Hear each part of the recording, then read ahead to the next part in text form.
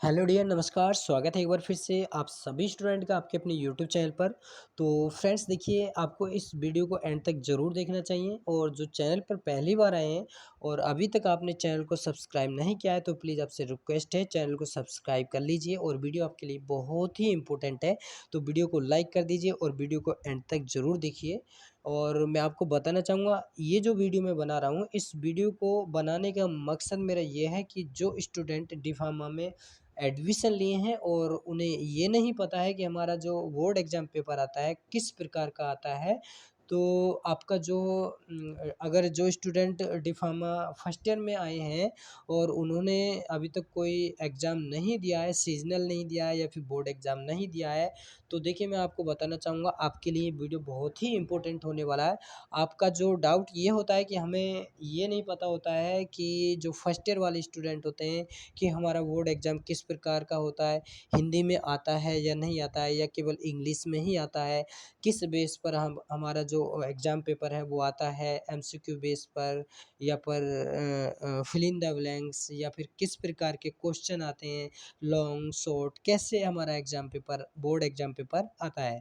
तो आपके जो डाउट हैं, जो आपका कन्फ्यूज़न है, इस वीडियो में आपका जो डाउट है वो 100% मैं क्लियर करने वाला हूँ। तो फर्स्ट ईयर वाले स्टूडेंट के लिए वीडियो बहुत ही इम्पोर्टेंट है और मैं आपको बताऊंगा, जो स्टूडेंट सेकेंड ईयर वाले स्टूडेंट है उनके लिए भी ये वीडियो बहुत ही इम्पोर्टेंट है। कुछ पॉइंट मैं इसमें बताऊंगा कि आप जो है किस प्रकार से जो है यहाँ पर आपको पेपर को अटेम्प्ट करना चाहिए और क्या सावधानी आपको बरतनी चाहिए पेपर को अटेम्प्ट करते हुए, ठीक है। तो वीडियो को एंड तक ज़रूर देखिए, ठीक है। तो यहाँ पर देखिए मैं आपको बताना चाहूँगा, जो डिफार्मा फर्स्ट ईयर वाले स्टूडेंट हैं उनका ये पेपर है, फार्माकोग्नोसिस सब्जेक्ट का ये पेपर है। तो यहाँ पर देखिए मैं आपको बताना चाहूँगा कि आपका जो पेपर होता है वो 80 मार्क्स का होता है, यानी कि 80 मार्क्स का आपका एक सब्जेक्ट पेपर होता है। यानी कि एक पेपर आपका 80 नंबर का होता है और उसमें 3 घंटे का यहाँ पर टाइम दिया जाता है, ठीक है। तो मैं आपको बताना चाहूँगा, first year and second year दोनों ही स्टूडेंट को मैं बताना चाहूँगा, यहाँ पर सबसे पहले आपको क्या करना है, जो यहाँ पर संकेत दिया जाता है उसको आपको समझना चाहिए और समझने के बाद ही आपको जो है पेपर को अटेम्प्ट करना चाहिए। कुछ स्टूडेंट क्या करते हैं, उन्होंने पेपर को पढ़ा नहीं और अच्छे से अगर आप नहीं पढ़ते हो तो आप जो है आपको कुछ दिक्कत हो सकती है। क्वेश्चन आंसर को अटेम्प्ट करने में आपको दिक्कत हो सकती है, आंसर लिखने में प्रॉब्लम हो सकती है।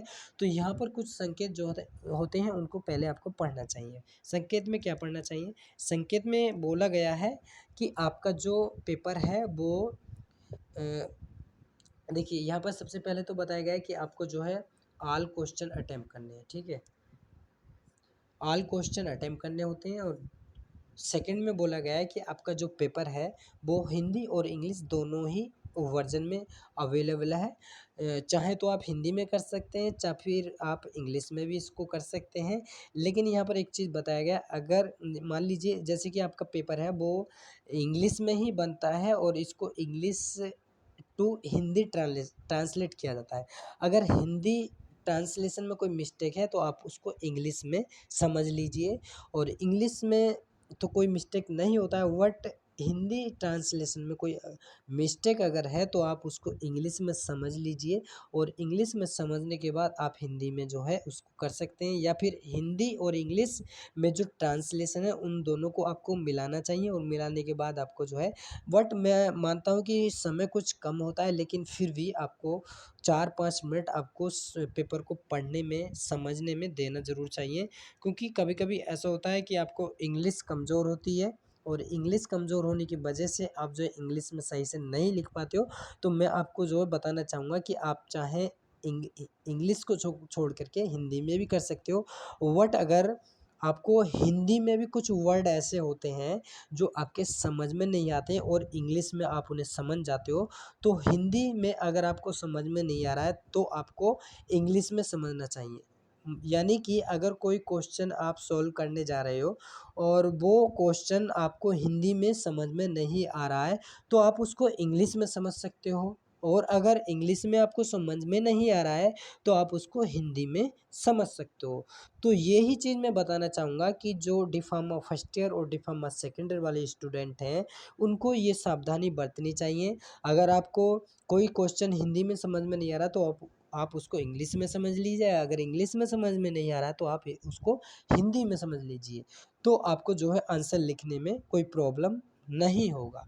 अब यहाँ पर क्या बोला गया है, तीसरा संकेत में यहाँ पर बोला गया है कि आपको जो है कोई यूफेम वाला ऐसे कोई पेज पेपर कोई नकल या फिर आपको मोबाइल जो है आपकी जो एग्ज़ाम है उसमें मोबाइल या कोई पेपर में कोई नकल जो है यहाँ पर अलाउड नहीं है, आपके लिए मोबाइल ले जाना एग्ज़ाम में अलाउ नहीं है। तो ये 3 संकेत यहाँ पर दिए गए हैं। अब मैं आपको बताऊँगा जो आपका बोर्ड एग्ज़ाम पेपर है, तो यहाँ आपका जो फार्माकोग्नोसी का जो पेपर है, ये 3 पार्ट में डिवाइड किया गया है। Part A, part B and part सी।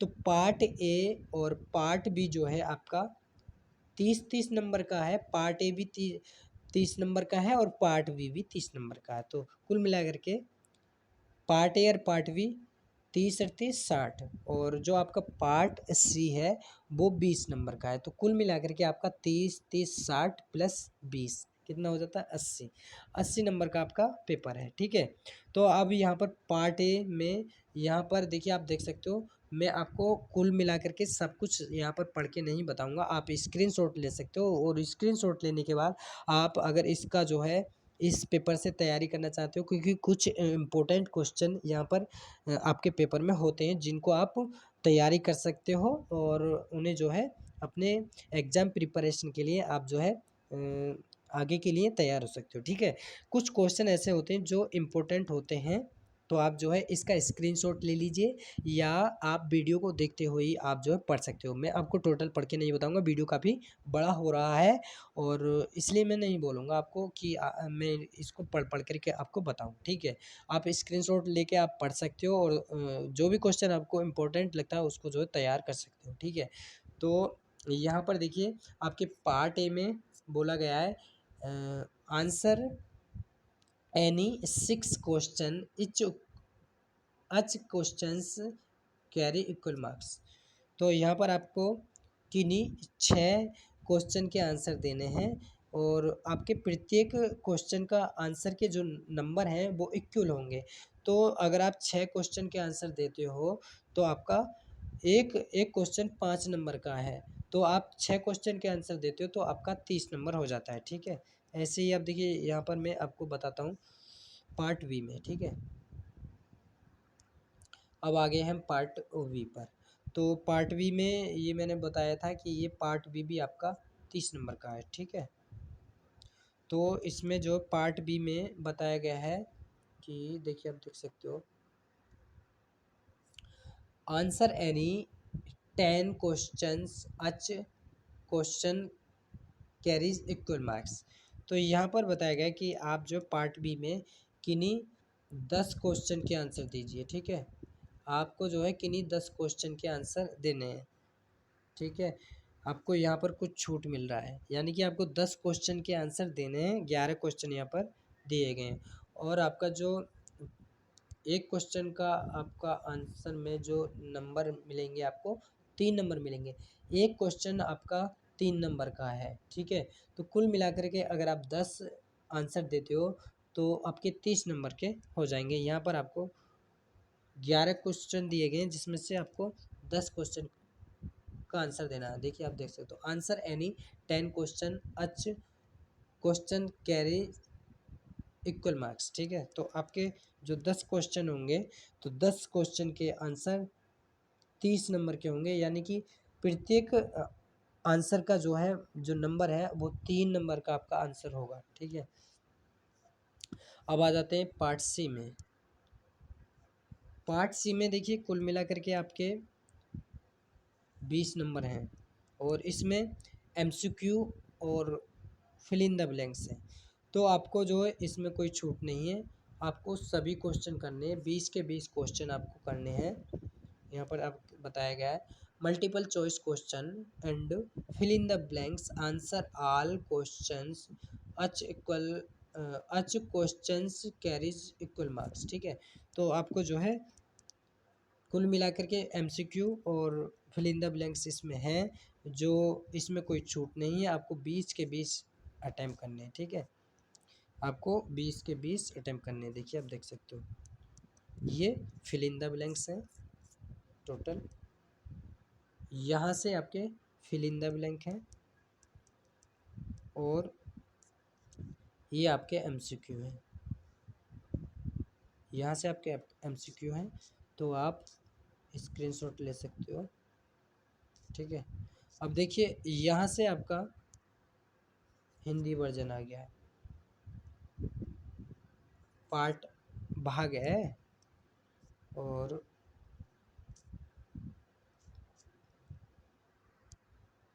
भाग से ए व से, तो ये कुल 80 नंबर का आपका पेपर है। तो फ्रेंड्स आई होप आपको कुछ आइडिया लगा होगा कि हमारा जो वीटीयूपी का बोर्ड एग्ज़ाम पेपर जो होता है वो किस प्रकार का होता है। तो आज की इस वीडियो में बस यही बताना था, तो फिर मिलते हैं किसी नेक्स्ट वीडियो में। सी यू अगेन, बाय।